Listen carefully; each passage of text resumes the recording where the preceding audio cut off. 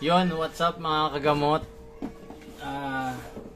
Ito na nga pala yung in-order kong pitak. Share ko lang sa inyo, no? Galing kay Binzent. Ayan, yung pitak maker natin na in-orderan. Kasi si Idol Ken Gomez, si Pitak Master TV, sobrang busy. Hindi siya makapaggawa. So, kailangan ko ng bagong pitak. Wala akong ibang kita na ibang seller, pero nakita ko yung gawa niya, mukhang quality naman. So ito, unboxing tayo. Tignan natin yung kalidad ng gawa ni Boss Binzent. Ayan. Tignan natin to, paano ba natin bubuksan to. Unboxing tayo. Yun o, tas nagupit yung karton, no?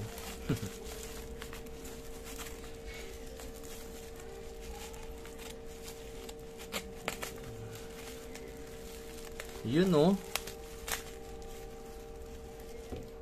Wow. So, binili ko nga pala sa kanya is yung 7 holes, no? Ayan. Simplihan lang. Ayan. Actually, gusto ko yung ano niya, yung laki niya kasi kasya piso. Yun lang yung gusto ko, yung piso eh. Nalalakihan ako masyado sa 5 piso. Quality rin, no? Kusunada ko din yung gawa niya, mga kagamot. Ayan. So, ayan. Nagustuhan ko to kasi may pattern eh, oh. Hindi siya simpleng pitak na diretso lang. Ayan, oh. Quality rin. Maganda, maayos. No? May konting tutsyang lang. Ayan. Tanggalin natin yan. Wala yan, hindi naman tayo maselan eh. Okay, solid. Maganda, maganda. Pag gusto nyo nga palang umorder, i-PM nyo lang yan si Boss Binzent. Ayan yung FB niya. At madaling kausap, legit. Payment first sa kanya, no? Walang COD rin, parang sa akin. So, yun, tiwala naman ako. Nakita ko yung mga post niya. Legit naman. Walang scam, no? Ito, okay na okay yung mga pitak niya, yan, no? May pattern. Doon ako nagandahan sa pattern.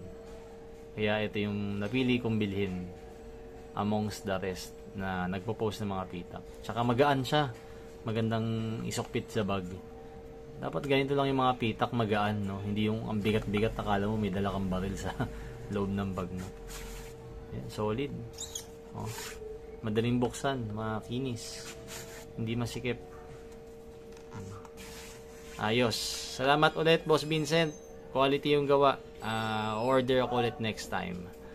No, papakustomize ako. Try natin magpa-customize. Pahirapan natin siya. Salamat. Yun, i-add ko nga lang pala, guys, ito. Meron siyang adjust na ano. Nag-adjust siya ng konting millimeters ba tawag dyan? O centimeters. Para hindi maipit yung galamay ng mga gagamba natin. Ayan, pag sinasarado mo siya, ayun o, hindi siya eksakto, diba? Ang galing. Parang yung gawa rin ni Boss Ken Gomez. Ayun o, diba? Ayos!